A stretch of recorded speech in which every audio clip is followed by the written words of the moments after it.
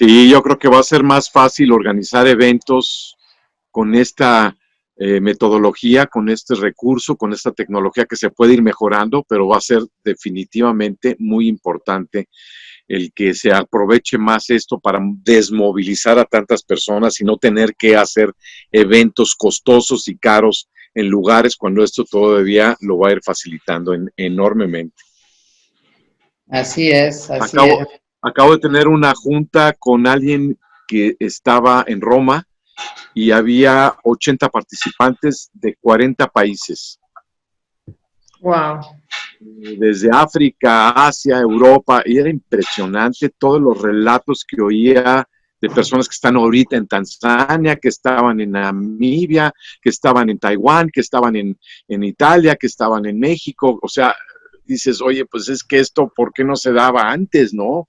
Y ahora sí se está dando y es una riqueza enorme haber yo en este momento escuchado la percepción que tenían las personas de todas estas situaciones de alguien que estaba en China, en Wuhan, y que estaba en Taiwán y que estaba en Japón. Entonces dices, wow, y escuchar las palabras y todo en un idioma en inglés fue fascinante. Entonces digo, este es el nuevo mundo. Por supuesto que va a suceder así. Así es, Este es. maestro Guillermo. Pues vamos a dar inicio, si me lo permiten. Vemos que ya están reunidas alrededor de 30 personas en este momento. Son las 6:03 de la tarde y creo que es muy buena hora para dar inicio. Muy buenas tardes a todos los participantes y directivos que representan a instituciones educativas de distintos estados del país.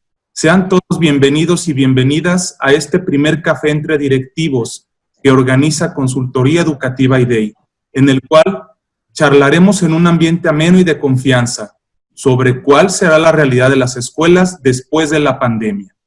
Antes de iniciar y mientras se van incorporando más participantes, agradezco y aprovecho para agradecer la presencia de la maestra Conchita López de Beckerlin, presidenta de Consultoría Educativa IDEI.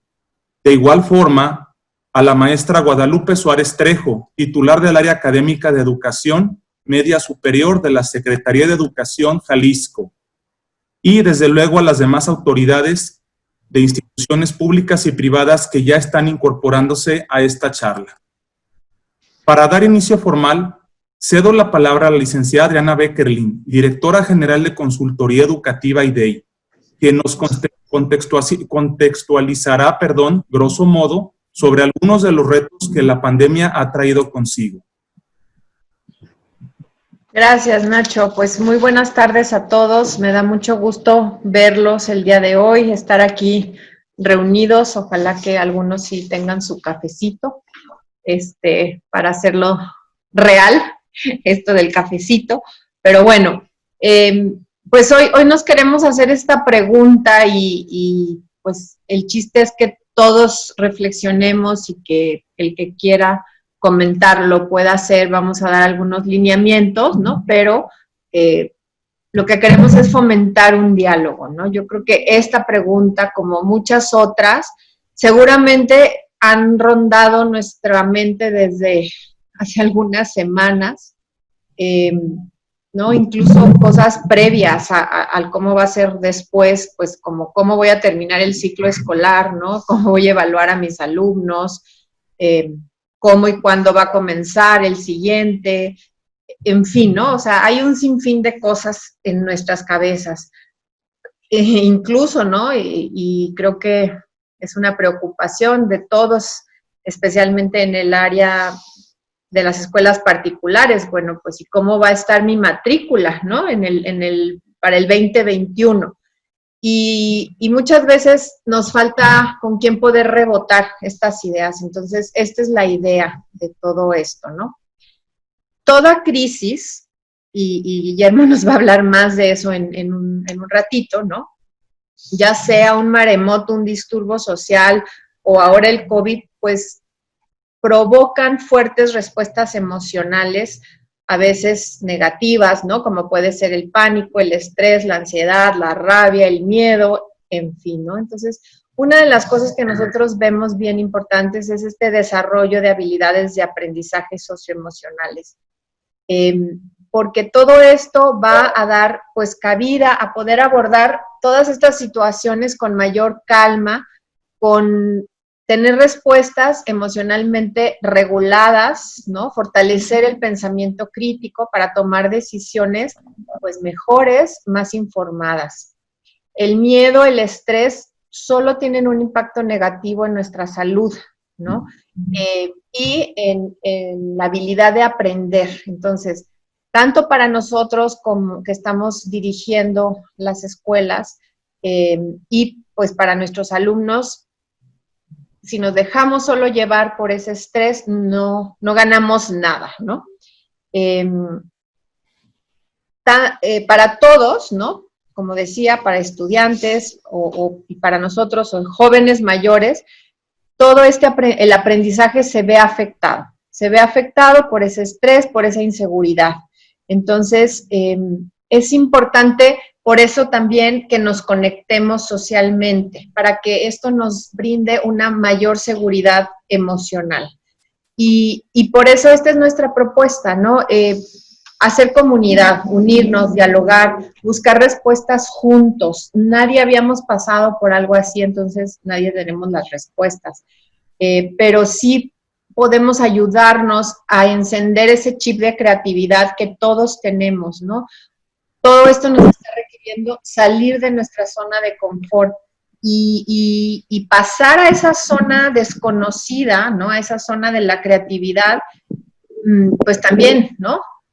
Da inseguridad, da miedo, porque estamos pisando piso, así que valga la redundancia, pero dando pasos en lugares que antes no nos habíamos dado, ¿no? Mal que bien, pues pasaba un ciclo escolar y el otro, y pues innovábamos un par de cosas, pero pues seguíamos haciendo las cosas básicamente igual, pues con buenos resultados, unos mejores que otros, ¿no? Pero pues ahí la llevábamos, pues, ¿no? Y todo esto nos está, pues, llevando a hacer cosas muy diferentes.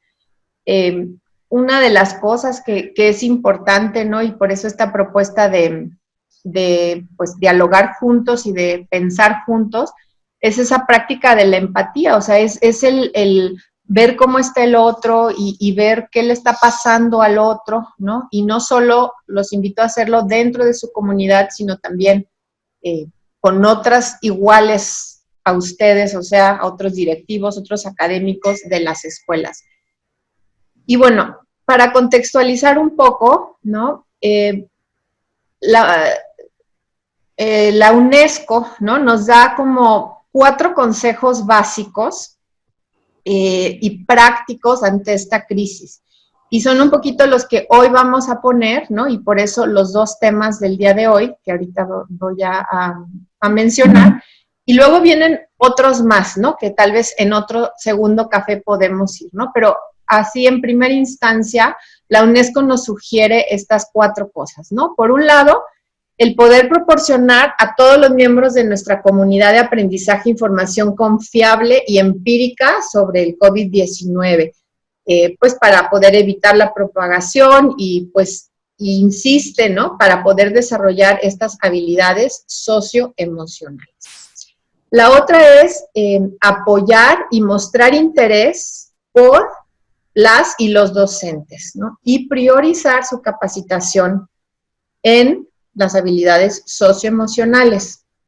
La tercera que sugiere es permitir a los docentes y las docentes adquirir, que hagan uso de las habilidades, ¿no? Y pues obviamente también capacitarlos para poder entregar soluciones de aprendizaje digital escalables, que nos vayan enriqueciendo, que sean multisensoriales, envolventes, hasta la palabra está difícil, se me lenguó la traba, como dicen, experienciales y basadas en el desempeño. Y la última, la cuarta, es realizar análisis detallados de necesidades para contextualizar las intervenciones, adaptar los temarios, les dicen ellos, ¿no? O sea, la metodología, los contenidos, adaptarlos a esta realidad, ¿no? A estos nuevos problemas y a esta evolución rápida que estamos teniendo. Entonces, pues nuestra intención es acompañarte, ¿no? Que nos acompañemos, a todos nos está pasando lo mismo, nosotros en sí, Consultoría Educativa IDEI no es una escuela, pero también nos estamos teniendo que reinventar, ¿no? Nuestras pruebas, que era toda la base de lo que les ofrecíamos, pues son en papel y lápiz, y College Board se está renovando, pero pues toma un tiempo, nosotros como IDEI también, y bueno, estamos buscando nuevas alternativas. Sabemos que dentro de las escuelas, pues que los conocemos, muchos de ustedes han sido nuestros clientes por muchos años. IDEI ya en un par de años cumplimos 20 años de existir, y hay clientes que desde entonces, desde hace 18 años, son nuestros clientes. Entonces sabemos que hay mucho talento y sabemos que si nos unimos podemos ayudarnos, apoyarnos y colaborar para crear mejores escuelas y dar mejor educación a nuestros alumnos, ¿no? Entonces, hoy, en concreto, vamos a platicar de dos cosas. Por un lado, todas estas habilidades tecnológicas que todo esto nos está requiriendo, y por otro, estas habilidades socioemocionales que la crisis imperantemente nos pide pongamos más atención. Voy a dejar que Ignacio nos presente a las dos personas que en un contexto corto van a poner sobre la mesa el tema, darnos algunos puntos sobre los cuales después vamos a poder dialogar juntos. Muchas gracias, Adriana. Para continuar, como ya dijo Adriana, me da mucho gusto presentar a la maestra Nadia Mireles, quien cuenta con licenciatura en Negocios Internacionales por la Universidad de Guadalajara y doble grado de maestría en e-learning por la Universidad de Guadalajara y la Universidad Abierta de Cataluña. En la Universidad de Guadalajara se desempeñó como coordinadora general de internacionalización y también como coordinadora de relaciones institucionales del rector general. Trabajó por 5 años como consultora de e-learning en el Banco Interamericano de Desarrollo, BID, diseñando cursos y programas de capacitación en línea para el desarrollo social. Ha sido autora de varios artículos y proyectos relacionados con el uso de las tecnologías educativas. Actualmente es la directora general de la Plataforma Abierta de Innovación, iniciativa del Gobierno del Estado de Jalisco que busca atender la brecha laboral en la era digital mediante programas para la formación de habilidades para el futuro y capacitación para elevar la competitividad de Jalisco. Vale la pena mencionar que al tiempo que nuestros facilitadores de participación pueden ir plasmando sus preguntas y experiencias por medio del chat. Al término de ambas intervenciones, como anticipó la licenciada Adriana, les pediremos que habiliten su micrófono para que puedan externarlas hacia los expertos y participantes de viva voz. Adelante, maestra Nadia. Muchas gracias, Ignacio. Buenas tardes a todos. Y antes de dar inicio, agradezco mucho la invitación de Adriana a esta charla que, bueno, esta es una extensión de ya charlas que hemos tenido sobre la situación que estamos viviendo todas las escuelas. Así que me dio mucho gusto encontrarme pues con ella para poder pues compartir un poco, yo creo que los pensamientos que muchos tenemos, las mismas preguntas y bueno, pues plantear posibles soluciones a futuro. Y la charla de hoy pues son 4 grandes puntos. ¿Cómo estábamos las escuelas o cómo era la realidad de las escuelas antes de la pandemia? ¿Qué retos nos ha traído este COVID? ¿Cuáles son las soluciones que implementaron otros países? ¿Y cuál va a ser o cuál ya es la realidad de las escuelas después de la pandemia? Entonces, bueno, permítanme, me dijeron 10 minutos, no quiero pasarme, así que voy a poner un contador de tiempo, pero espero poder demasiada... No, pues yo creo que, Cris, mira, es muy importante tu participación en las reuniones, digamos, hoy era muy importante que estuvieras. Alguien se nos estaba metiendo en el... ¿Alguien nos ayuda a silenciar su micrófono, por favor? Gracias. Adelante, maestra.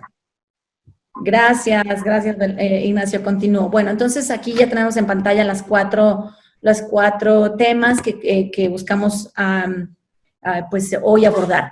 Primero, bueno, que la realidad antes de las escuelas creo que no es un secreto para para nadie, 3 grandes temas que teníamos antes de este COVID.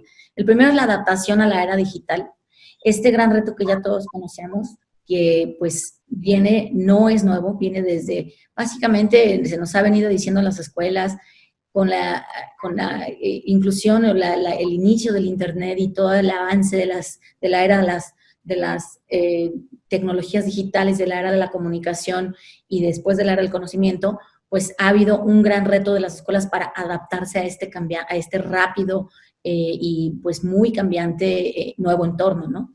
También el futuro del trabajo es la segunda gran tendencia, gran reto, que pues las escuelas, ya lo mencionó ahorita Adriana en el tema de la UNESCO, los temarios, los currículos atrasados, esta gran brecha que se abre cada vez más entre el currículo que se oferta en las escuelas con pues las habilidades que están trayendo las nuevas tecnologías y toda la pues denominada industria 4.0, toda la automatización y todo lo que va a venir, que en algunos países ya está, pero bueno, en los países con menos en desarrollo, pues viene en un futuro.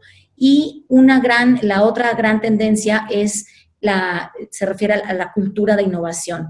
Hemos visto y se estaba viendo y se está viendo dentro de las escuelas todo un incremento en fortalecer todo lo que tenga que ver con las áreas de STEM en inglés, por la cuestión de las siglas de ciencia, tecnología, ingeniería y matemáticas, toda una tendencia hacia la literacidad en la programación, un incremento en avanzar toda esta cultura de innovación y con ello, pues, también el cuestionamiento en los espacios de aprendizaje, en el rediseño y en cambiar todos estos espacios también físicos para poder generar una cultura y un espacio que tendiera mucho más a la innovación. Ahora bien, ¿qué retos nos trajo el COVID? Yo creo que el COVID no trajo ningún reto. Realmente lo que hizo fue dejar en evidencia los retos que ya existían. Realmente se está viendo pues una precaria adaptación digital, hay que mencionarlo con las palabras que a veces suenan muy fuertes, pero estamos en una realidad que no podemos negar. Hay una carencia de infraestructura, por ejemplo, el acceso al Internet, pues tenemos que solamente en México, en el caso de México, el 39% de los estudiantes, el 60% tiene acceso a Internet, el 39% no tiene acceso, de acuerdo al INEGI. De los 40 millones de hogares en el país, solo la mitad, 20 millones, tienen Internet en su casa. Tenemos una población que solamente el 40% tiene computadora. Y bueno, tenemos, ahora con el COVID se ha visto una ausencia de la capacidad en términos de infraestructura física. Los servidores no están siendo suficientes para darle servicio a toda la gente que lo está necesitando. Por otro lado, no nada más la infraestructura. Tenemos un problema delicado, lo sabemos, pero también ha estado cada vez más evidente y es la capacitación docente. La posibilidad de incorporar las tecnologías a la escuela ha pues dejado claramente que no todos los profesores están listos. Una encuesta que se realizó hace unos días en Estados Unidos dejó evidente que más de la mitad, el 56%, afirmó que no se sentían preparados para dar clases en línea. Vemos también un uso de materiales, pues, que prácticamente todos están en forma presencial. Y por si fuera poco, que ya nos hablarán más adelante en la segunda parte, la estabilidad mental que ha venido reflejándose, que se ha visto la vulnerabilidad de muchos alumnos, se ha dejado evidente respecto a la suspensión de clases, ¿no? ¿Qué han hecho en otros países?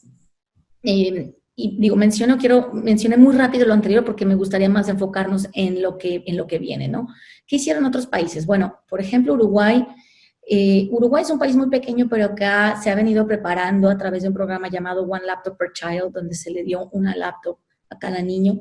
Entonces, al tener este programa preparado desde hace años, pudieron cerrar rápidamente la problemática y pudieron transitar a las aulas virtuales con mucha facilidad. Otros países pues no estaban tan preparados, pero hicieron también otras soluciones. Por ejemplo, en Chile hicieron un gran despliegue de contenido académico y lo empezaron a distribuir en distintos medios, en algunos en los portales, pero en otros lo tuvieron que hacer en medios impresos.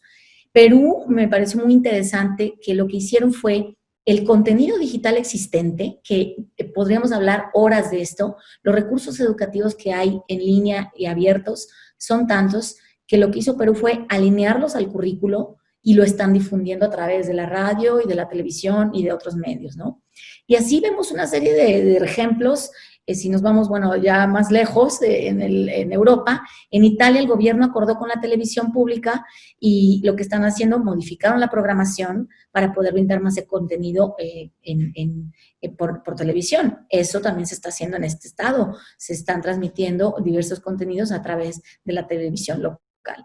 Y en China, interesante, pues en China sabemos que el número de la población es mucho mayor, pues se fusionaron, hicieron colaboraciones entre el Ministerio de Industria y Tecnología con empresas de Internet, empresas de telefonía, y aportaron 7,000 servidores y ampliaron la banda a 90 terabytes, lo que significó que pudieron llegar a muchas más áreas, incluyendo las áreas rurales. Entonces, hay muchos ejemplos, ya podemos encontrarlos de cómo han estado pues dándose las soluciones, pero realmente las soluciones que se dieron fueron básicamente soluciones inmediatas. Yo al final de la charla les voy a hacer una mini encuesta a través de una pregunta y podemos ver, bueno, que estas soluciones, pues realmente nadie tenía una solución, también ya lo mencionó Adriana, nadie estábamos pensando que esto iba a pasar, entonces, pues nos obliga, la solución que estamos dando son realmente obligación que estamos teniendo para poder hacer. Pero tenemos que entender, y paso al último punto, ¿cuál va a ser la realidad después del COVID? En realidad, pues, ¿qué va a ser? Tenemos que entender primeramente que esto no va a ser algo pasajero, no vamos a volver a la realidad anterior. Tenemos entonces que prepararnos, que planear para una adaptación tecnológica y que no, entonces, las soluciones que se presenten no sean algo que tengamos que hacer literalmente de la noche a la mañana. Va a haber muchos cambios. El primero, bueno, sabemos que el factor tecnológico va a cobrar mucha más fuerza y nos vamos a tener que replantear las metodologías. Vamos a tener una educación más híbrida y vamos a tener que estar más preparados para impartir clase para tanto alumnos presenciales como los alumnos digitales o virtuales, ya que sabemos que en el corto plazo no vamos a poder regresar al 100%. Estamos hablando de salones o de aulas que van a estar en un 25% de capacidad y es imposible que un profesor o profesora pueda estar dictando una clase 4 veces la misma clase en una semana. Esto es realmente, pues, se muestra como prácticamente imposible, ¿no? Tenemos también tendencias que se están viendo sobre un incremento a la educación, pues ya lo que se llama lifelong learning para toda la vida, y esto va a ser mucho más común, ¿no? Y van a haber algunos otros cambios, como por ejemplo la ausencia no del todo, pero sí la transformación de los exámenes. Tenemos, bueno, los estudiantes van a estar en su casa, tenemos una cultura obviamente de la evaluación, pero no significa que se vaya a perder, sino que se tiene que transformar, ¿sí? Tenemos en este momento posibilidad de tener tecnología que puede evaluar casi de manera automatizada y casi personalizada a un estudiante, pero pocas universidades y pocas escuelas y pocas primarias de todos los niveles realmente las han implementado, ¿no? Entonces se va a cobrar mucho más fuerza otros aspectos que pueden ir más a lo cualitativo que lo cuantitativo, ¿no? Y bueno, un minuto más, ya rápidamente se cumplen los 10 minutos. ¿Qué diría yo? Bueno, pues, ¿hacia dónde van los retos? Pues los gobiernos están adoptando o tienen que adoptar más garantías y va a tomar más políticas. En Jalisco teníamos desde antes el proyecto de Red Jalisco, donde se crecerá el Internet a todo el estado. Este proyecto obviamente cobra más fuerza, aún más hoy que antes.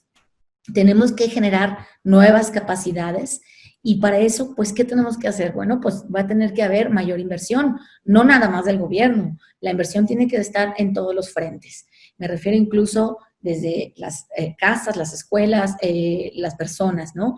¿Invertir en qué? Pues en lo que está haciendo falta, la infraestructura, la tecnología, la conectividad, pero también la capacitación. Sabemos, y esto es algo que tampoco es nuevo, que nos han dicho que tenemos que capacitarnos como profesores, pero también como gestores y directores de la educación. Está habiendo ya un cuestionamiento enorme entre lo que es la calidad de la educación y el costo por el que están recibiendo los estudiantes. Solamente esta semana estaba yo viendo un video de una entrevista que le hicieron a un profesor de business de la NYU, de la New York University, y él planteaba de una manera muy cruda cómo los alumnos, bueno, están ahorita viendo y exigiendo que se les revuelva la inversión que ellos están dando. Y él hablaba de un número enorme de un 90% de ganancia para la escuela contra un 10% para el profesor. Entonces, se están dejando en evidencia temas muy, muy fuertes, muy delicados que se van a tener que estar planteando sobre qué servicio, qué realmente se está ofreciendo a los alumnos, ¿no? ¿Qué más preguntas, qué otras cosas podemos pues platicar más adelante? Pues esta adaptación tenemos que definitivamente hacerla planeada, porque definitivamente, como ya lo mencioné, este entorno ahorita es un entorno que muchos profesores no escogieron y realmente algunos sabemos que no la están pasando bien. Entonces, lo que tenemos que tratar de hacer es no replicar la experiencia presencial en un entorno virtual. No vamos a pensar que vamos a volver a dar las clases de la misma manera.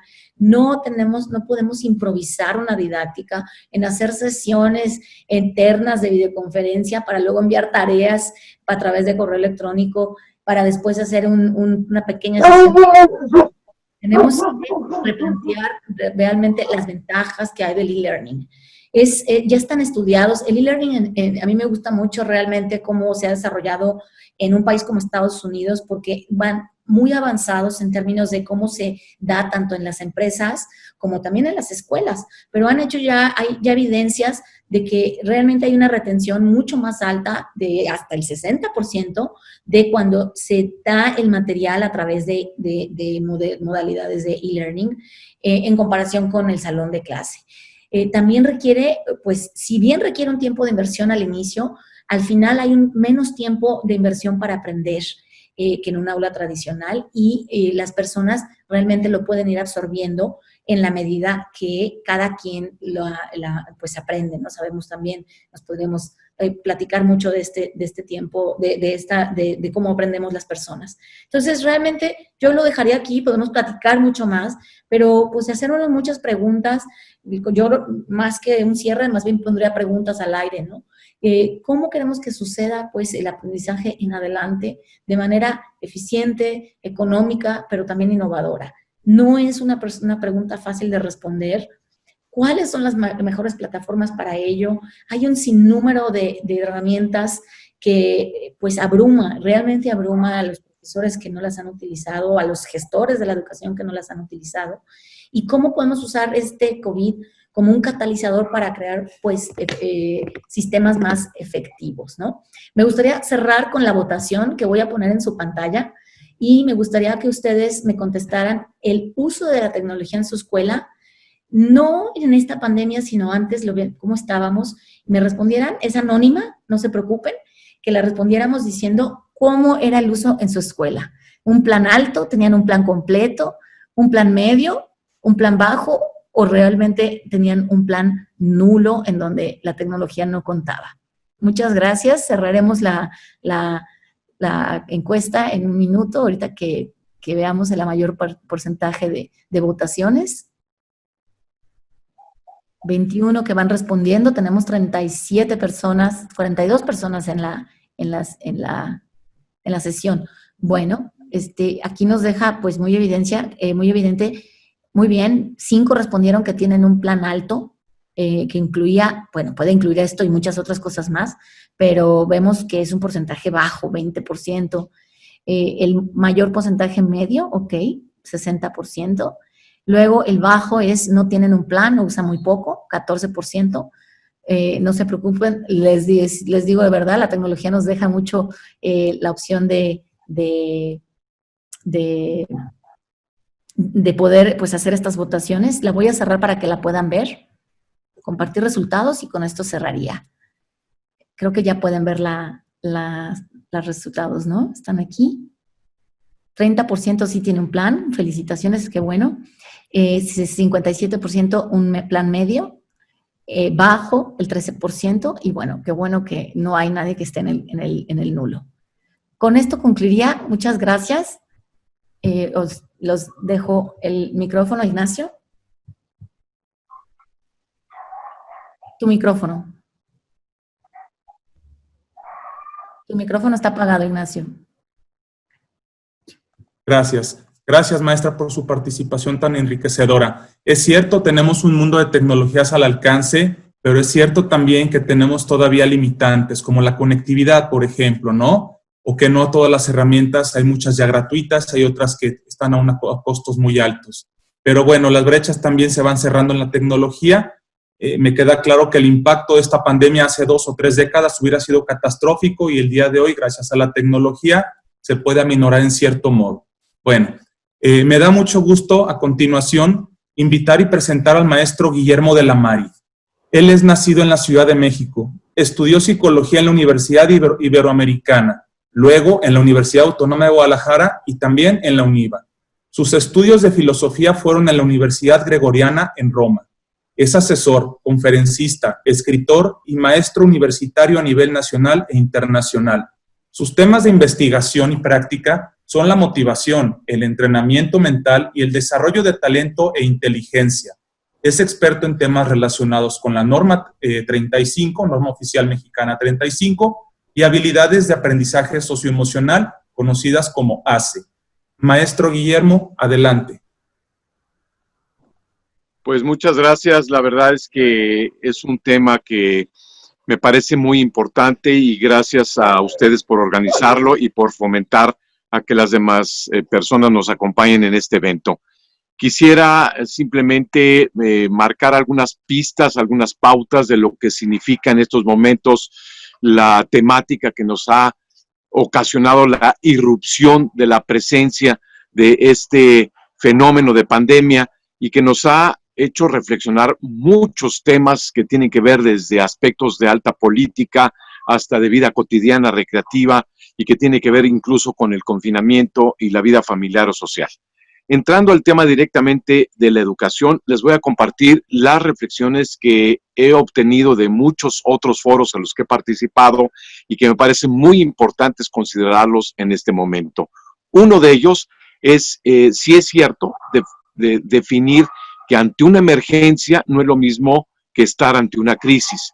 La emergencia es algo que tienes que actuar de inmediato. La crisis la tienes que entender, evaluar, profundizar, saber sus causas y qué vamos a hacer posteriormente.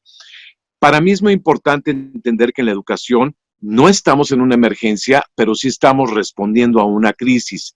Y la importancia de esta crisis es que los mismos alumnos nos están indicando que ellos no están contentos, no están a gustos con la manera en que se está en estas circunstancias transmitiendo el conocimiento. Y que además la situación personal de ellos, por un lado ya es fatiga, ya es estrés, es desconocimiento y sobre todo un concepto que hay que considerar mucho, que es la incertidumbre. Y que en esto tenemos que fijarnos mucho en estos momentos de hablar del futuro. Como estamos planteándonos qué temas vienen después de esta situación que estamos viviendo, una de las reflexiones importantes que han surgido es el tema de la formación en vez de solo la información. Es decir, la educación venía siendo muy cognitivamente fundamentada, es decir, hay que enseñar idiomas, hay que enseñar matemáticas, hay que enseñar historia, hay que formar buenos hábitos de estudio, etcétera. Pero no se había enfatizado la importancia de la estructura de la personalidad.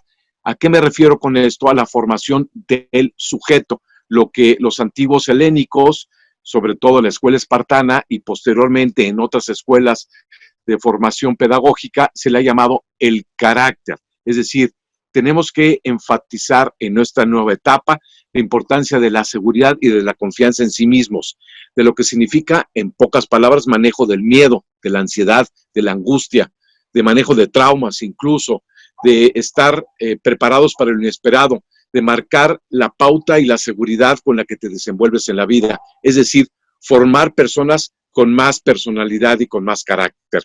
La escuela hasta ahora no había enfatizado esa parte que entra dentro del contexto de habilidades socioemocionales, que son las que entran y se conectan con los nuevos proyectos de la NOM 35, que ya está aplicada directamente dentro del esquema de las empresas y que va a ser fundamental en los próximos años, en las próximas décadas, el cuidado del manejo de las emociones básicas. Vamos a hablar de ellas, el enojo, del miedo, de la tristeza, de la capacidad de no dejar que lo obsesivo, que lo tóxico, que lo negativo invada tu formación personal.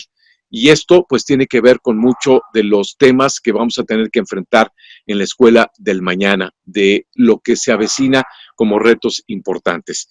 Otro de los aspectos que hay que considerar fundamentales es la capacidad que vamos a tener de considerar o incluir las opiniones de los alumnos de cómo quieren aprender. Esto lo aprendí porque recientemente en un proyecto de la UNESCO se le preguntó a muchos niños de cómo querían aprender de aquí en adelante y fue sorprendente. Para empezar, fue extremadamente formativo para las autoridades educativas de muchas de las instancias de los gobiernos de distintos países el ver la inteligencia, la capacidad, la innovación y la creatividad de los niños. Ahora imaginemos esto mismo de parte de los mismos jóvenes. Es decir, la trascendencia de ser inclusivos, de tomar en consideración lo que ellos pueden aportar, de cómo consideran que es valioso la formación y la información de aquí en adelante en los programas que oficialmente tenemos que cumplir de esquema de una etapa evolutiva de cada año, de cada sector formativo de la escuela, hasta incluso la universidad. El otro concepto que también quiero inducir como una pauta inicial es que nos hemos dado cuenta que la mayoría de los jóvenes efectivamente incluyen como fundamental de la escuela la socialización.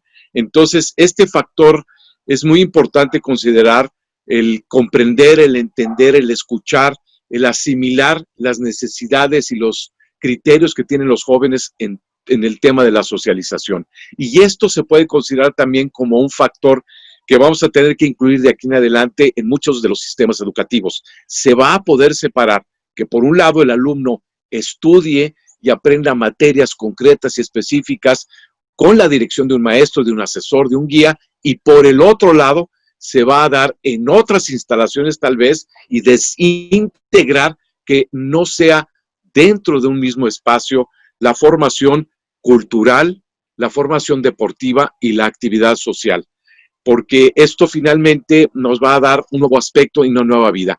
Quizás el tema de incluir ya al deporte como una actividad más formativa que una actividad recreativa o secundaria, y será incluida en los nuevos programas educativos, dado que estamos hablando de la formación del carácter. Entonces, esto es muy importante también considerarlo en los nuevos esquemas que se van a incluir de aquí en adelante. No puede estar el alumno sentado pasivamente, sino que ser mucho más activo, con más iniciativa, con más inclusión de su opinión, de su pensamiento crítico.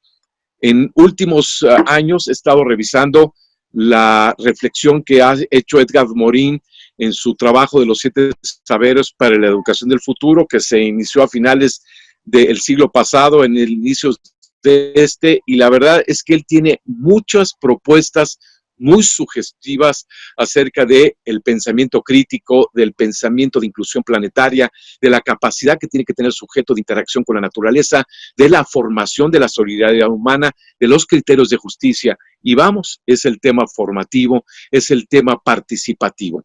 más aprende un alumno yendo al campo, yendo a los territorios agrícolas, yendo a la visita de una empresa que hace proceso de alimentos, más va a aprender en muchos sentidos cuando se incorpora a las actividades sociales, a las actividades económicas, y desde temprana edad es copartícipe de lo que se puede ir haciendo como un conocimiento también aplicativo y práctico. Con esto les doy una idea pues de cuántos temas se pueden ir desarrollando. Finalmente, la idea es que las personas tengamos ahora más presente también la formación de la higiene mental. Hasta ahora se daba como secundario también la higiene física, la higiene corporal, y hoy va a ser muy importante la higiene física. Esto nos incluye en temas que tienen que ver con la nutrición, con la alimentación, y que no solamente es el tema de que no comas alimentos chatarra y nomás en términos generales de consume más fruta y más verdura, sino que también el tipo de ingesta de alimentos, de cómo prepararlos, de cómo hacer toda una dieta equilibrada y balanceada, porque finalmente estamos aprendiendo la mayoría de nosotros que no hay vacuna, no hay un remedio para este tipo de pandemia, de este tipo de virus, pero sí hay un elemento esencial que todos estamos reconociendo, que la batalla final la va a ganar nuestro sistema inmunológico frente a cualquier virus y a muchas de las enfermedades que hasta ahora no les habíamos encontrado remedio. Entonces, fortalecer el sistema inmunológico va a ser clave, y el sistema inmunológico incluye una alimentación sana, un estado mental equilibrado, con una seguridad, una confianza, que no estés atemorizado, que no estés estresado, y desde luego una relación afectiva, emocional con los demás que sea muy estable, donde tú te sientas querido, amado, respetado. Y claro, con una motivación constante y creativa que te permita mantener altos estados de gozo, de satisfacción y de gusto. El sistema inmunológico va a ser muy importante de aquí en adelante. Y esto nos lleva a la higiene mental, que va a ser una tarea fundamental en las escuelas, el que nos centremos en preparar a los alumnos a todo tipo de estados mentales positivos versus los negativos, de eliminarlos. Ya hemos mencionado enojo, tristeza, frustración, coraje, resentimiento, tristeza emocional por los conflictos en las relaciones interpersonales, celos, envidia. Todos estos aspectos psicoemocionales van a ser fundamentales y prioritarios en la formación. Y esto va a tener que cambiar a que no sea solo la información la que se reciba, sino también la praxis psicoemocional en el contexto de las relaciones interpersonales.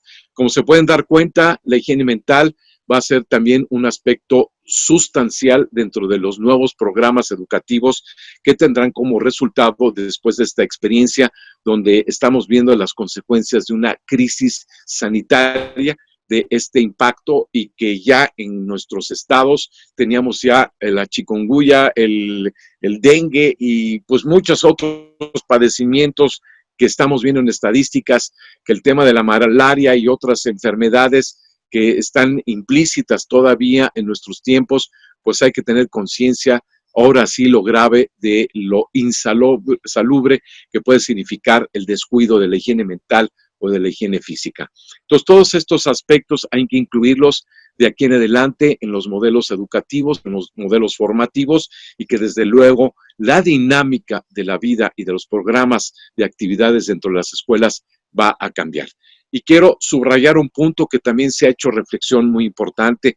Claro, el tema de la tecnología es muy importante, y yo diría que el tema de la relación maestro, asesor, guía, pedagogo, orientador con el alumno. Es decir, finalmente nos estamos dando cuenta que la escuela acaba siendo el fortalecimiento de la relación entre el que enseña y entre el que quiere aprender.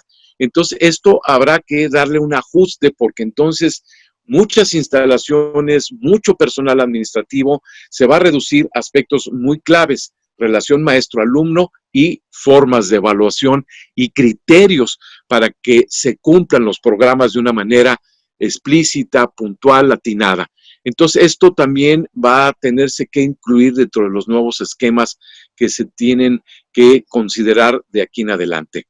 Con esto y con muchas otras pautas y muy importantes que se están reflexionando ya hoy en día como consecuencia de esta experiencia mundial que sí se dio un siglo atrás con la Spanish Flu, la famosa también pandemia que ocasionó miles y miles de muertos. No se aprendió tanto como hoy, que tenemos más conciencia y más capacidad de implementar nuevas opciones y nuevas alternativas para hacer más ingeniosamente una renovación creativa de los nuevos modelos educativos y formativos.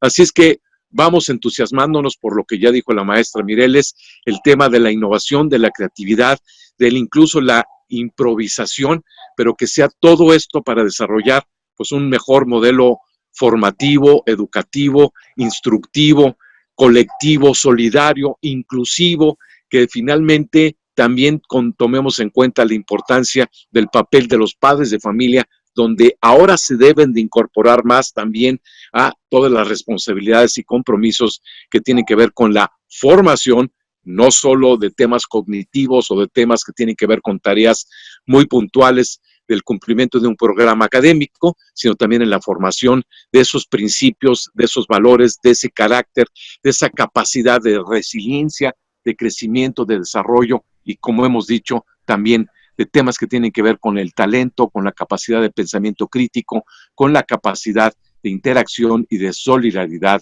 social.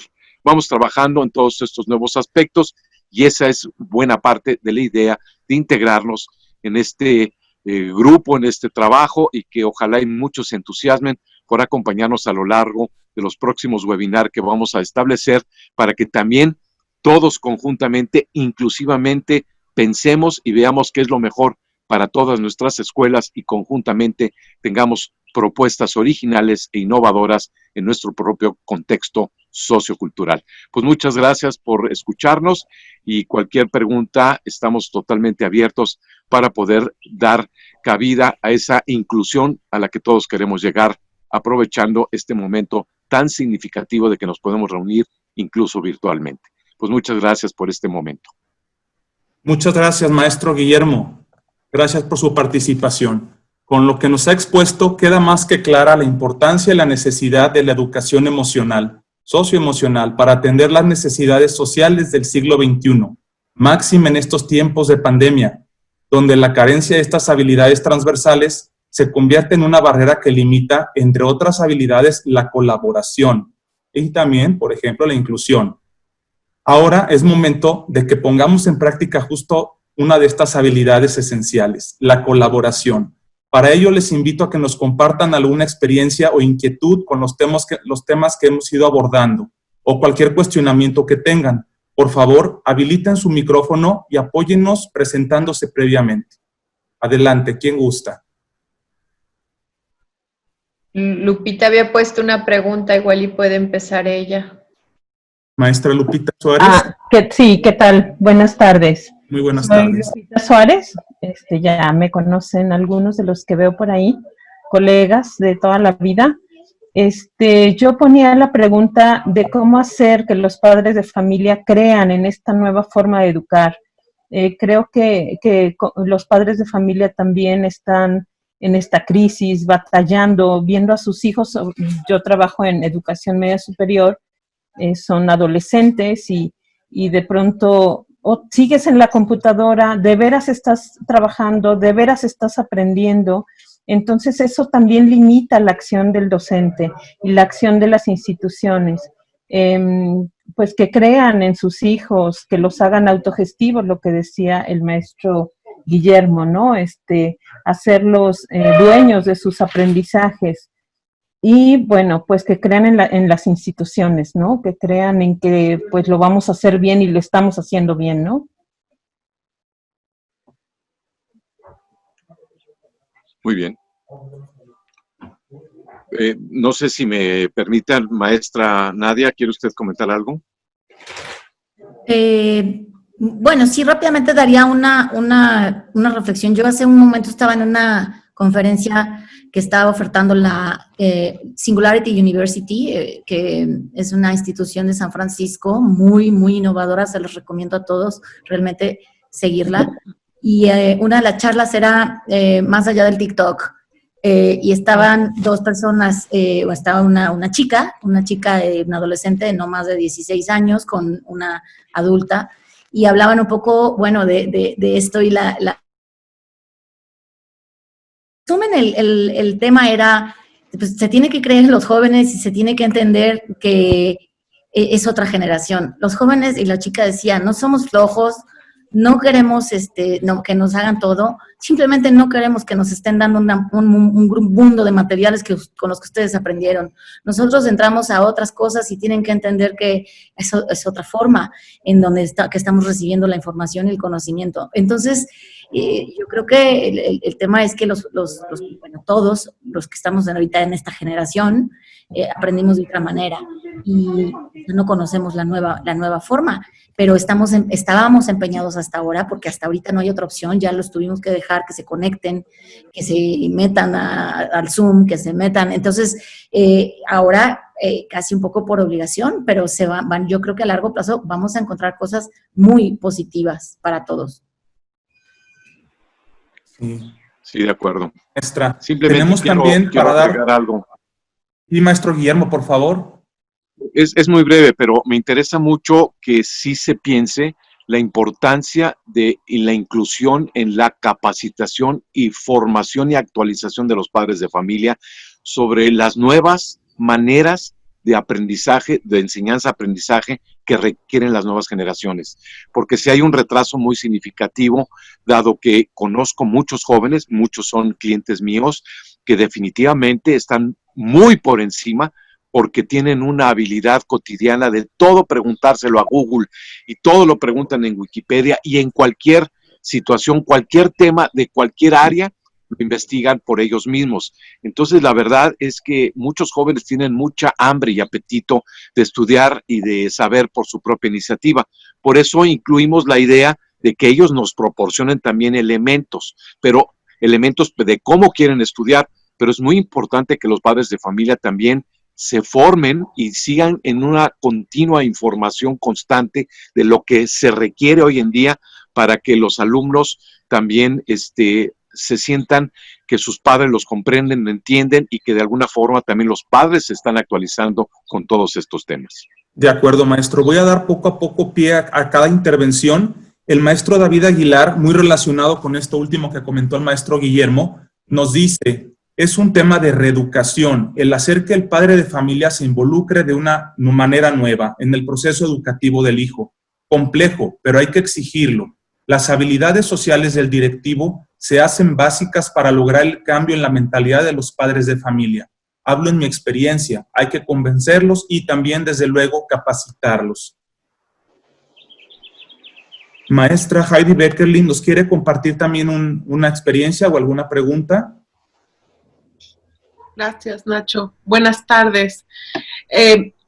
Lo que escucho, y me gustaría ver si Nadia y Guillermo nos pudieran ahondar un poco en el tema, es que aquí hay un cambio de paradigma importante, que el tema es que es colectivo, ¿no?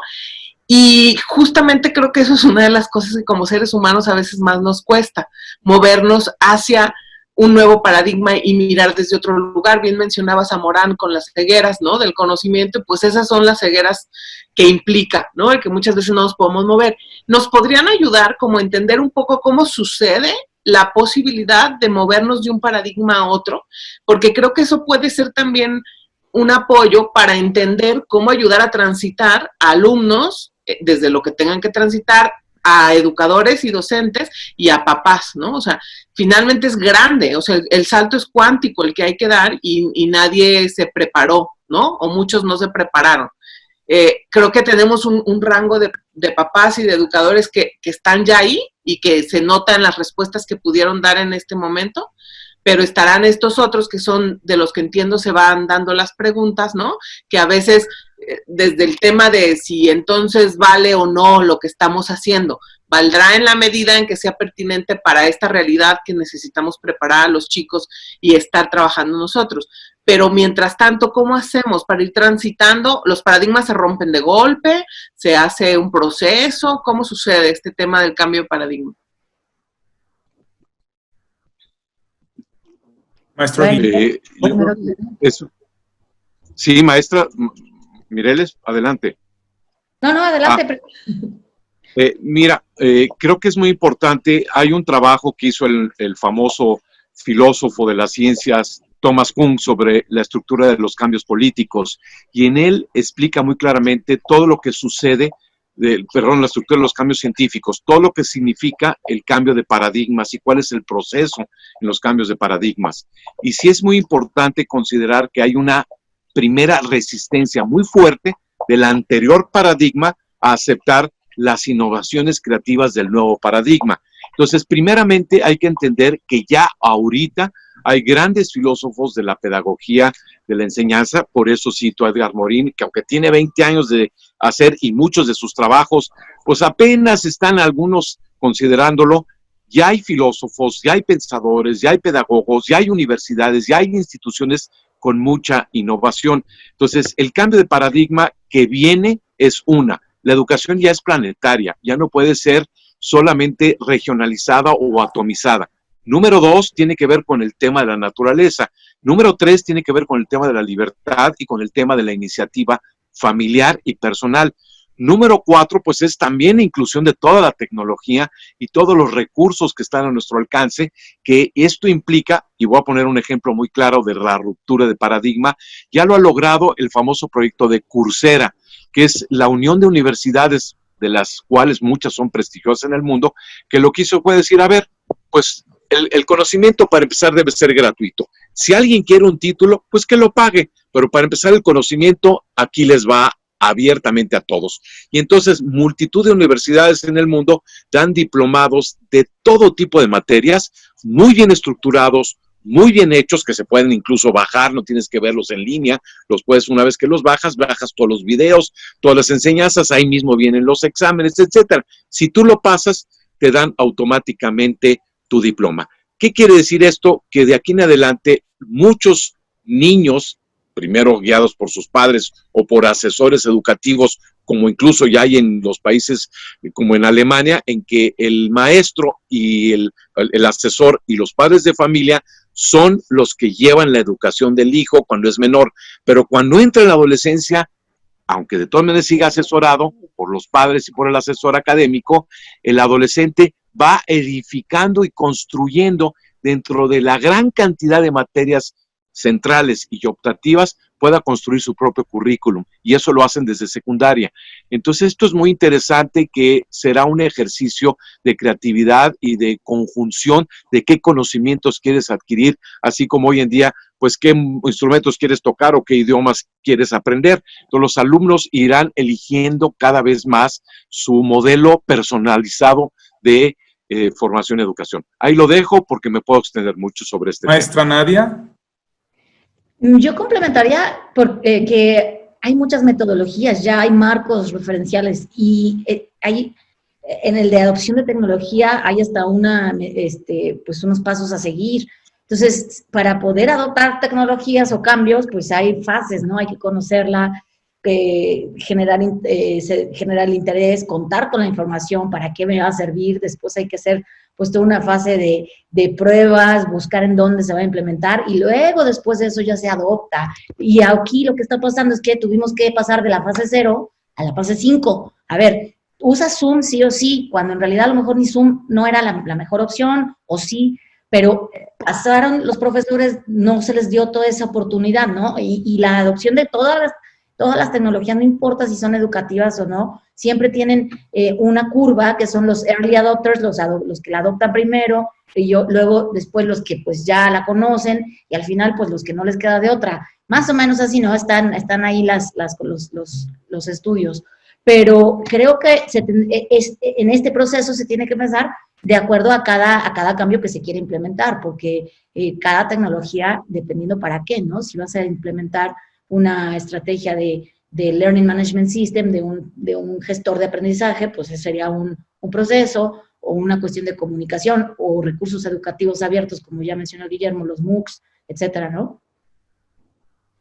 Bien. El maestro Ernesto nos compartía también algo relacionado con el tema de los padres. ¿Quiere aprovechar y externarlo, por favor? Muchas gracias. Buenas tardes a todas, a todos. Yo les saludo desde acá, desde León, Guanajuato. Muy bien.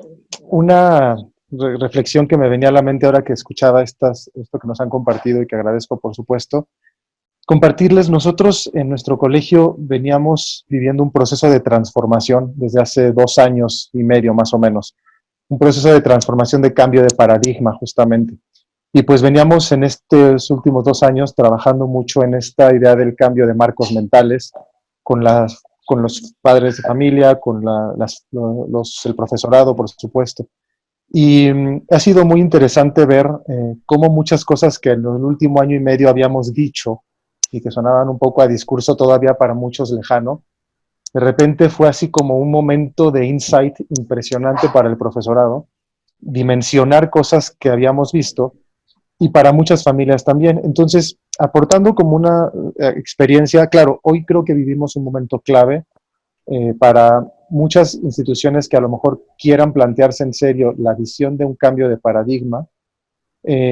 Creo que ahorita es un buen momento para aprovechar esa crisis de la que se hablaba, porque mucho de lo que a lo mejor veníamos apuntando y se ha venido apuntando en los últimos 5 o 10 años de esta necesidad de movernos, de reflexionar sobre el por qué y el para qué de las formas en las que estamos planteando la educación, de repente se nos vinieron de golpe. Y hoy yo creo que tenemos a favor, quienes estamos replanteándonos esto, y creo que estoy seguro que la mayoría de sus instituciones lo están viendo, creo que podemos aprovechar este momento que de alguna manera ha unificado un poco esa necesidad. Es decir, hasta hace un año, yo les diría, era una minoría quienes estaban buscando un auténtico cambio de marco mental.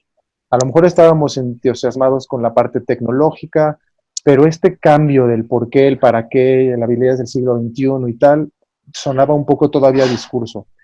Pero creo que hoy tenemos a nuestro favor que hay muchos elementos, como lo que nos han compartido esta tarde, hay muchas experiencias en el mundo y a ver si no me perdí, mucha documentación académica que sustenta el valor de lo que se está planteando.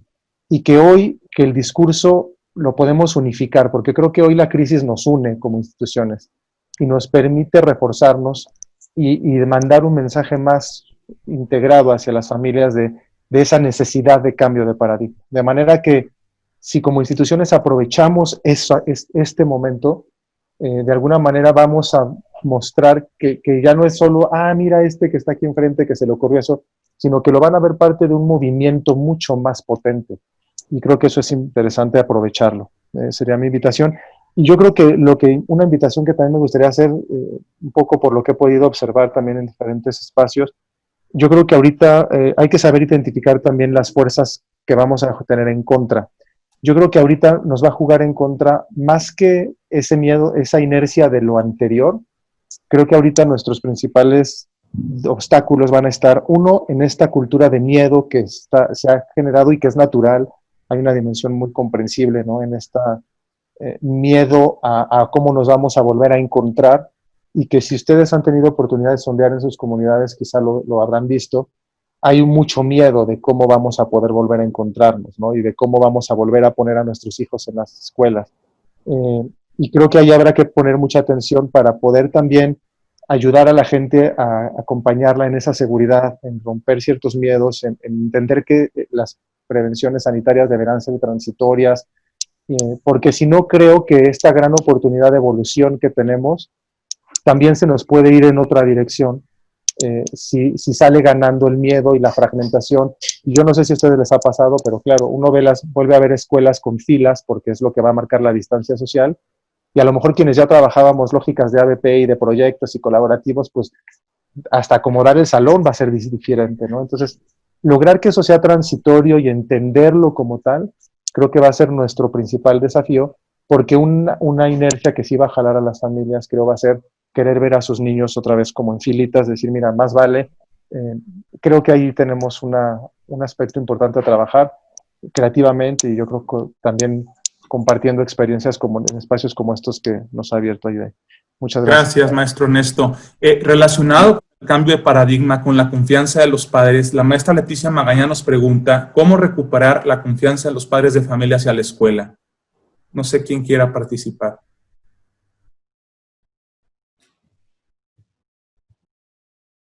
Bueno, esa pregunta se respondió un poco antes, era una de las iniciales, ¿no? De cómo recuperar la confianza y lo que lo que yo mencioné me parece que iba en relación a eso, de realmente tenemos que tener confianza tanto padres, pero también los profesores en los alumnos, ¿no? Iba por allí esa respuesta. Claro, gracias, maestra. No quiero dejar ninguna pregunta fuera, me estoy regresando. Nos pregunta también David Aguilar, el maestro David Aguilar, dice, es un tema de reeducación, el hacer que el padre de familia... Ese ya lo leíste, Nachito. No, este ya lo leí completito. Seguimos, ¿verdad? Con Andrea. Andrea, si los padres son fundamentales en este proceso de apoyo y afrontamiento, en la educación superior pueden existir algunas necesidades que logran mediar entre profesores, familia, estudiantes. Es un ciberespacio de interpelación, por tanto es ciberespacio de interpelación, debe comprender esas nuevas necesidades sociales, afectivas y hasta académicas. Dice, perdón, una corrección ahí, interrelación. Son muchos los comentarios, disculpen si de repente me confundo un poco, pero no quiero dejar ninguno afuera. Me parece que también Carlos Valenzuela levantaba la mano. No sé, amigo Carlos, si quieres externar algo, por favor. ¿Qué tal? Muy buenas tardes.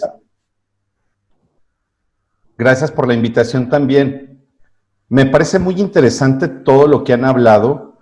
Yo quisiera nada más compartirles brevemente que en la experiencia que tengo de más de 20 años estar en el medio educativo y en empresas de las tecnologías de la información y comunicación, se me hace muy interesante todo lo que comentan, porque ahora nos enfrentamos a un tema pues global en el que sí o sí tenemos que hacer pues un gran cambio, sobre todo para el bien de nuestros alumnos, de que estamos hablando pues en este caso de la educación, y tiene que ser con mucha responsabilidad.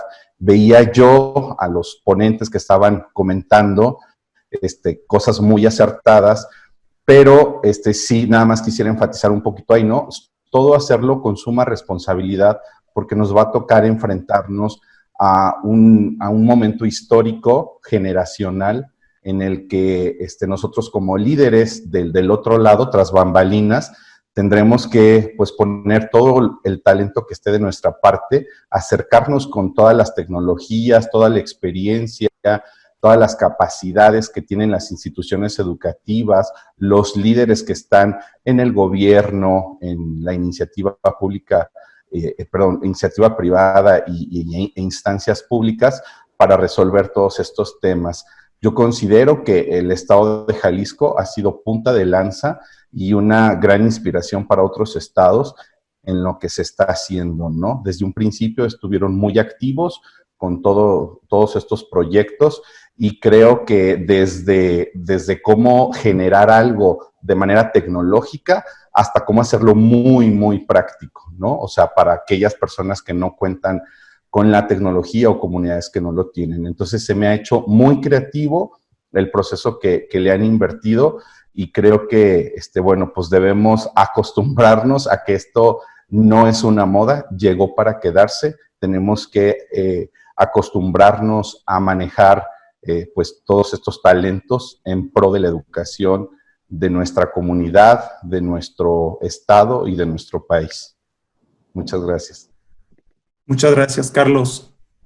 No sé si alguien más quiera levantar la mano y participar. No quiero que nadie se quede sin la oportunidad. Yo quisiera participar. Mi nombre es Edith Salem. Hola, ¿qué tal? Buenas tardes, maestra. Edith, adelante, por favor. Yo estoy aquí en el estado de Morelos y déjenme platicarles que mi experiencia de trabajo para el Instituto Politécnico Nacional y nos hemos encontrado con algo que es una brecha tecnológica, porque una parte del estado está desarrollada, la que está más en conjunto o cercanía con la Ciudad de México, pero tenemos otra parte, la parte oriente, que es una área muy extensa, que tiene montañas, que tiene áreas rurales y que por lo tanto no hay mucho avance tecnológico. De hecho, algo de los proyectos que el Instituto Politécnico ha tratado de implementar allá no se han podido desarrollar en su totalidad por esa falta de estructura tecnológica, de esa infraestructura tecnológica. Aunque se han hecho esfuerzos ahorita por parte de las instituciones educativas que están en Cuernavaca y que están en colaboración, Politécnico, UNAM, UAM, la UPEMOR, en ese sentido falta muchísimo por avanzar, ¿no? Y una de estas partes que es la que de cierta manera nos preocupa es la brecha que se está abriendo cada vez más fuerte entre áreas muy desarrolladas en donde la educación es fácil, en el sentido de que se cuenta con cierto desarrollo tecnológico, la otra parte en donde todavía no llega ese desarrollo tecnológico y que los alumnos pues están más acostumbrados a la cuestión de la educación presencial. Y ahí es en donde nosotros estamos viendo que esto puede ser una oportunidad de oro para que se desarrolle, o puede ser una brecha que se abra más y que obviamente rezague demasiado el desarrollo del Estado, ¿no? Por otra parte, el involucrar a los padres, que era una de mis reflexiones que yo estaba haciendo allí, es también quitarle ese peso sobrehumano que a veces le cargan los padres a los maestros, y le dicen, pues, ¿qué te están enseñando en la escuela?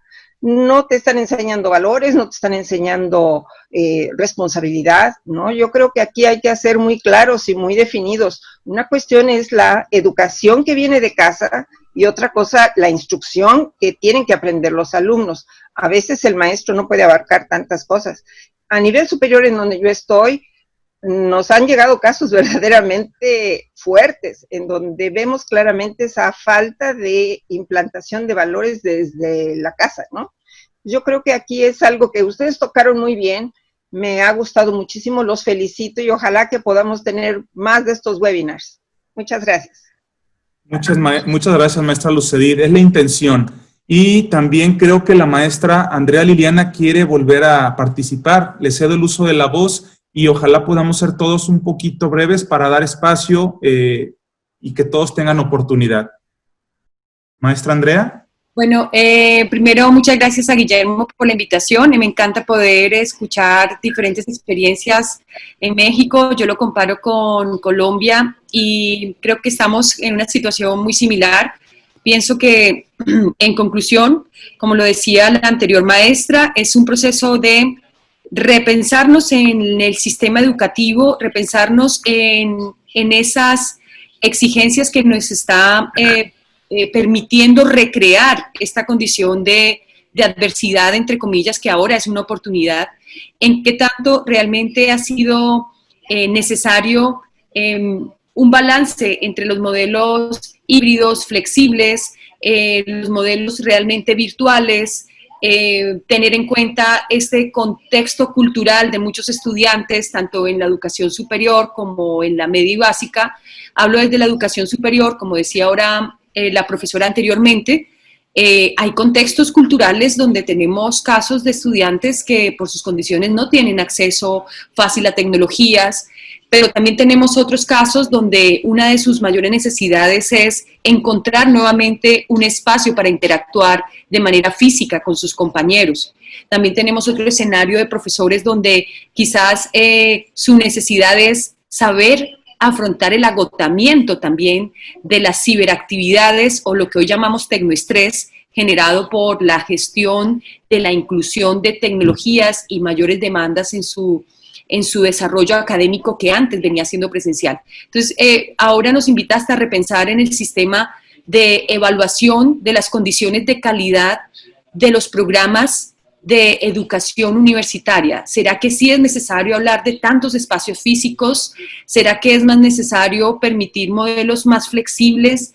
¿Será que es mejor orientar programas ahora más desde un contexto cultural que permitan una comunicación realmente 24/7 con espacios donde no sea el espacio físico ni el horario rígido el que dirija la educación, sino realmente espacios abiertos virtuales y momentos donde la universidad, en este caso las instituciones de educación superior, se conviertan en escenarios para relacionarnos, pero que quizás la educación en este momento sí llevó a que muchos repensemos en la necesidad de fortalecernos en herramientas tecnológicas, en fortalecer una educación más mediada y asistida por tecnologías. Y el otro tema es repensarnos en un sistema de calidad, de evaluación de condiciones de calidad, que no solamente se centre en evaluar infraestructuras físicas monumentales en instituciones, sino realmente la nueva educación. ¿Cómo va a ser la nueva educación superior? Es como uno de los temas claves, gestionando necesidades emocionales, gestionando necesidades sociales de nuestros estudiantes y necesidades de formación de los profesores y las familias. Es recrear un nuevo sistema híbrido diferente, que ahora es la tarea como una oportunidad que se abre, o podemos también dejarlo más como una adversidad que se transformó en oportunidad para muchos, y ahora todos estamos repensando en eso. Totalmente de acuerdo, maestra. Es cierto que este enemigo invisible denominado COVID-19 nos ha puesto a prueba a todos. No estábamos preparados y nos ha hecho ver parte de la realidad educativa. Es probable que aumenten las brechas económicas y educativas.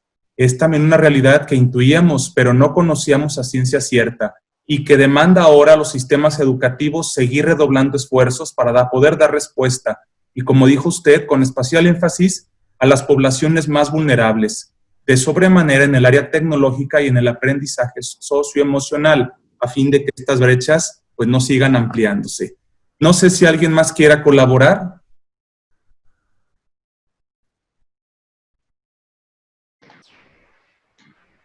Había un comentario de Adolfo, no sé si Adolfo quieras externarlo o ya nada más con haberlo puesto ahí.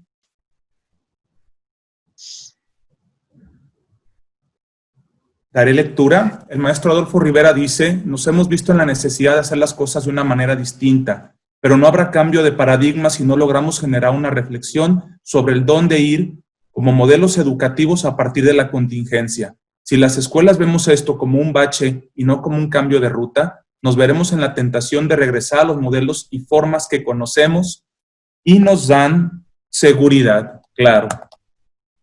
Bien, ¿alguien más que quiera abonar? Bueno, yo a mí me gustaría unir los dos últimos comentarios, este que está escrito y el que acaba de dar Andrea, que habla de la flexibilidad y cómo la necesidad o urgencia de adaptar los espacios físicos. Pero realmente esto es pues algo que también no es algo que sucedió a partir de COVID, es algo que ya está desde hace mucho. O sea, vienen los espacios de coworking en donde uno puede ir a trabajar temporalmente. Vemos hasta el Starbucks que tenemos, que tienen ya oficinas. Entonces, uno realmente ya no el lugar para el que fue concebido el espacio, ya no hace uno eso allí. O sea, uno estudia en otros lados, trabaja en otros lados que no es la oficina. Y hace un momento también en esta charla de Singularity les comentaba, lo mencionaban, se prevé ya realmente un espacio de trabajo y de estudio completamente abierto, ¿no? Para estar en cualquier lado. Y yo creo que las escuelas, cerrando, o sea, uniéndolo al segundo comentario, las escuelas que no entiendan esto, pues van a quedarse rezagadas porque los chicos ya no quieren ir a la escuela nada más a estar escuchando a un profesor. Van a socializar, van a hacer otras cosas y pueden aprender en otros lados, y entonces hay que combinarlo. Y pues a mí he tenido, yo no sé si llamarlo afortunada, pero en mi caso personal, yo tuve una maestría en línea hace 15 años y podía estar estudiando en mi casa, y después tuve un empleador que fue el Banco Interamericano, muy flexible, en donde yo también, o sea, yo tenía el home office como una prestación, lo podía hacer hace 10, 12 años. Entonces, realmente repensar que no es que sean cosas tan nuevas, lo que pasa es que están forzadas. Y yo creo que tenemos que aprovechar la pandemia para como un punto de partida, como que eso es lo que mencionaba Lourdes, ¿no? Que sea un punto de partida para tomarlo y que a la larga sea una experiencia positiva. Gracias, maestra, totalmente de acuerdo también. No sé si alguien más tenga algún último comentario, y si no, en su defecto, regreso el uso de la voz a la maestra Diana Beckerlin. Memo, tú querías decir algo, ¿verdad? Antes de que yo cierre. Simple y llanamente que dentro de nuestro proyecto de reflexión de los temas de actualidad. Hemos trabajado un grupo de personas sobre la nueva realidad virtual que se avecina ya y la relación entre el mundo académico, el mundo escolar con la ya creciente capacidad de los jóvenes de hacer y de integrarse a los videojuegos. Entonces viene toda una sumatoria, videojuego, programa escolar y a su vez también mundo virtual. Entonces eso también lo trataremos.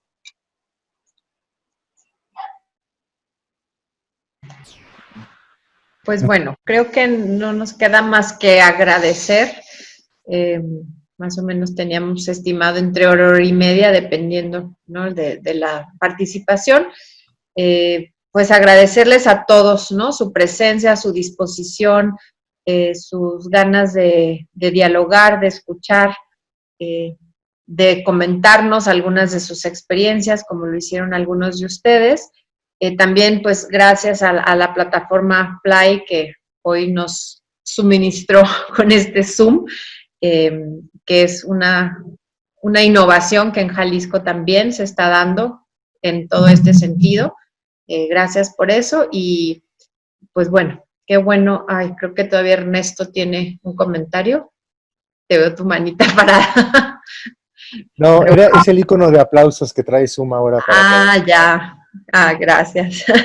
Y bueno, pues eso, ¿no? Qué bueno que nos dimos este espacio, como que creo que en este medio en el que estamos, pues a veces la carrera nos gana, pues, ¿no? El tanto tener que hacer y resolver nos gana y darnos estos espacios para reflexionar, pues nos enriquece mucho, ¿no? Entonces, qué bueno que todos nos dimos este espacio. Les prometemos que si están ustedes dispuestos, lo seguiremos organizando y iremos poniendo diferentes temas. Ya les enviaremos mañana una encuesta para evaluar el evento y preguntarles, ¿no?, qué otros temas quieren que pongamos en la mesa y con mucho gusto lo haremos.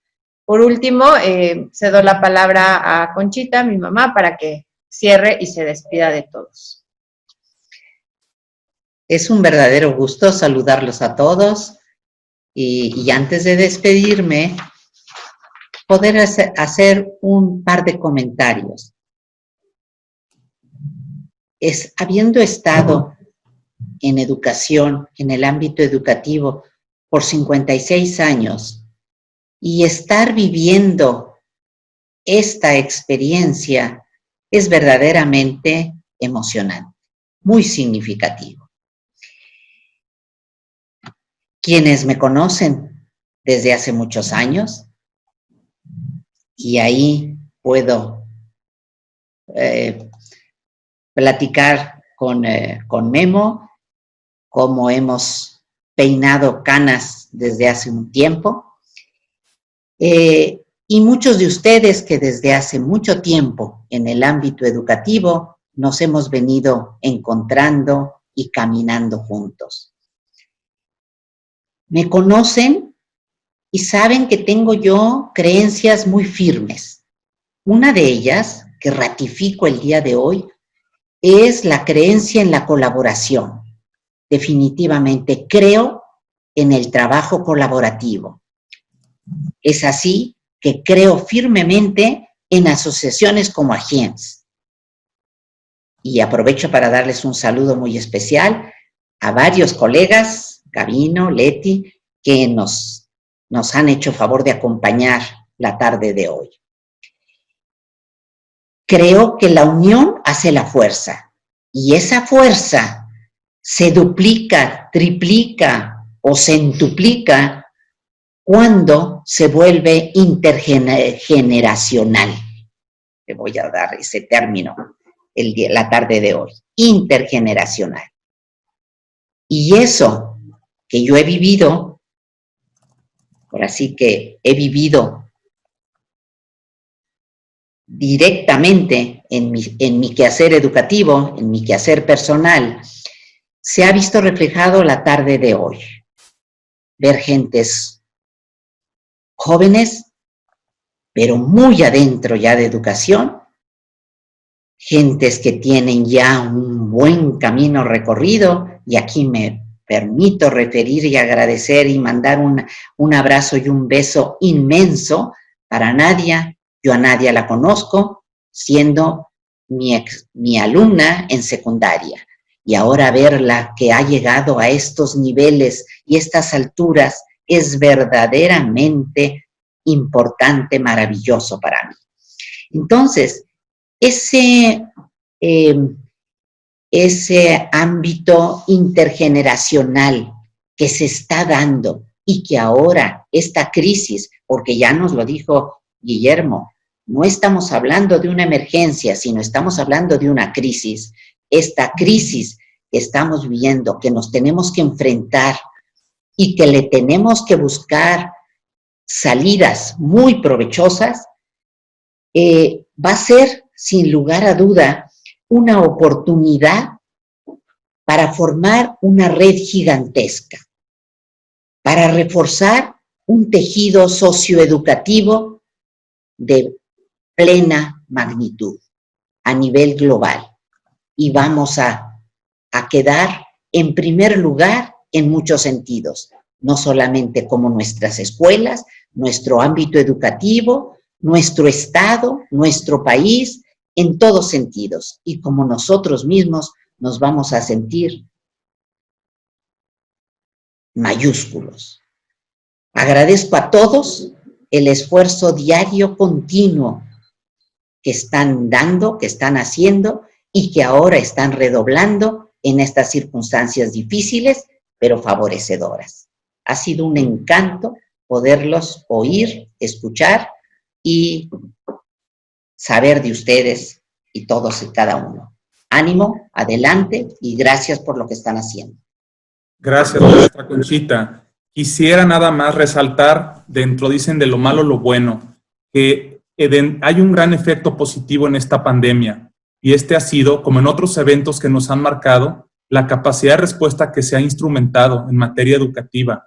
Los sistemas educativos, desde la política pública, organismos rectores como la OCDE, como la UNESCO, instituciones públicas y privadas que a través de sus docentes y directivos han diseñado múltiples estrategias emergentes para dar respuesta a este gran reto que representa la educación a distancia forzada por el confinamiento, y desde luego no podemos olvidar el gran esfuerzo de los padres de familia, que dentro de sus múltiples tareas han dedicado parte de su tiempo para ser ahora de maestros, psicólogos, doctores, etcétera, y donde probablemente, en algunos casos, los principales protagonistas, que son nuestros niños, niñas, adolescentes y jóvenes, quizás no logren los aprendizajes esperados, pero las habilidades socioemocionales y el avance en materia de tecnología deben seguirse atendiendo para lograr ese gran reto que es la educación inclusiva. Resalto finalmente, como escuché en un webinar muy interesante, que en esta pandemia se han dado más transformaciones quizás que en alguna reforma educativa. Agradezco finalmente la presencia de todos ustedes, directores, a este webinar número 1 que organizó Consultoría Educativa IDEI. Sus aportaciones han sido muy valiosas y esperemos que sigan y sirvan para continuar definiendo la trayectoria de nuestros siguientes espacios. Muchísimas gracias a todos, que tengan una excelente tarde. Gracias a todos, muy buenas tardes. Gracias, buenas tardes. Gracias a todos. Gracias. Gracias, muy amable. Gracias a todos. Hasta luego, gracias. Hasta luego, muchas gracias. Gracias, hasta luego, buenas tardes.